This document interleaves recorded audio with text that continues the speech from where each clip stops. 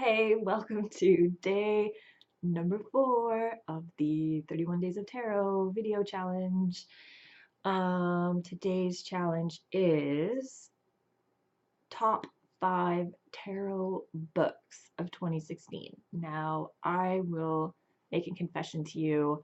I am not really that big, not that big on tarot books. I'll be honest. So I don't really have that many that I want to mention or that I feel I have utilized in a meaningful way or I have on a wish list at all. But I have a few, so I will mention a few. We'll start with the past. This is one of probably the first books that I bought, Learning the Tarot by Joan Bunning.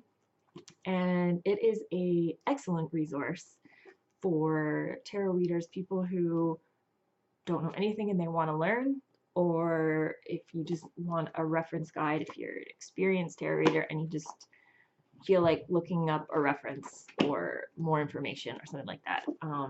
Learning the Tarot. Now, I have the book copy because I bought it a long time ago, but it's also available online for free, the entire book, in website format if you go to learntarot.com. This whole book is there, broken up in really simple web pages, so utilize that because I use it all the time.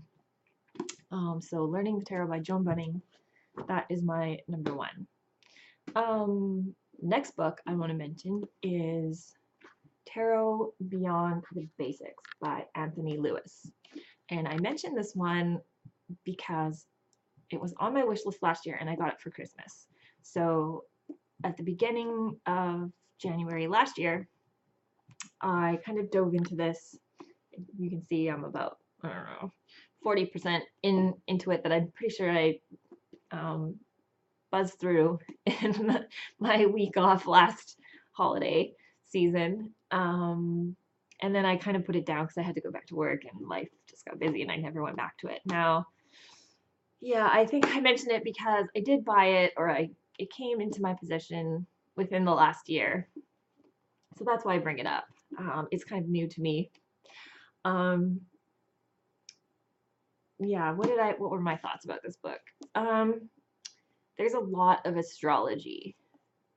I know tarot is in the title, but they talk a lot about astrology. So the author of this book is right into tarot and astrology and combines both for his readings.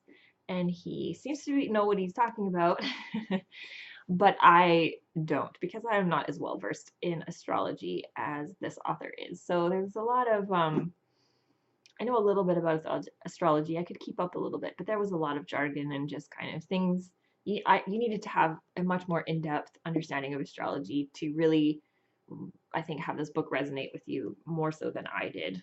So that's all I'll have to say. I'm not saying it's a bad book. I think if you're really into astrology and tarot, this would probably be an excellent book for you.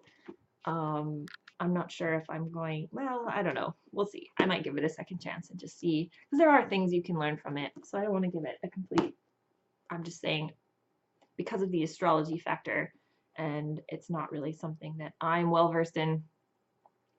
So that was that book. Now, as I said before, I'm not usually into tarot books. Sometimes they come up on my radar and maybe I might be interested in them, but I certainly don't seek them out. I get a lot of my information from YouTube and blogs and podcasts when I do my personal tarot research. I don't really turn to books. However, one has recently come up on my wish list just because there's a couple of projects that I'm working on this year that this book may be very handy, because people have been sharing pages from it on Instagram, and I'm like, that's what I'm looking for. That's the kind of stuff I need. So I might put out the money and just purchase that book so that I have every page in one compact resource and not kind of scattered bits and pieces here on the internet. it could work for me. And that one is the 365 Tarot Spreads by Sasha Graham.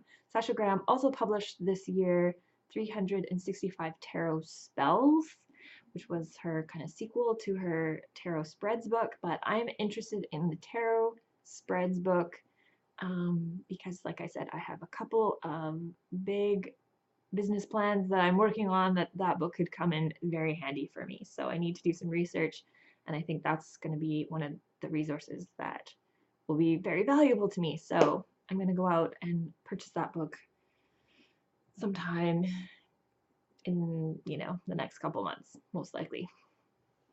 Okay, and book number 4, this is my last book that I'm going to mention. It's not really a book, but I'm counting it as a book because I went out and bought it as a treat to myself. And it is the 2017 Tarot Planner by Brigit Esselmont, available through her biddytarot.com website. You can purchase it in the physical book on Amazon, or you can pay and get the PDF, which that's what I did. I got the PDF. I don't have the book cover because I didn't want to print it because let's not waste trees. But I went and got the PDF. Now, yeah, you can print it out, or you can actually type all your notes in planning, calendar, all that you can type right onto the PDF. She's got a writable PDF format. So I'm super excited. I've only just, gone through the first couple pages so far, but I'm super excited to be working with this tarot planner and seeing how it could help me as a reader and with my business. So those are my top 4 books of 2016. If you have any books you want to share with me, like I said, I'm not big on books, but yeah, try to pique my interest. Try to make me look a little closer. Tell me why you liked it so much, and I will definitely take a look. Share those books in the comments, and I will see you tomorrow for day 5. Ciao.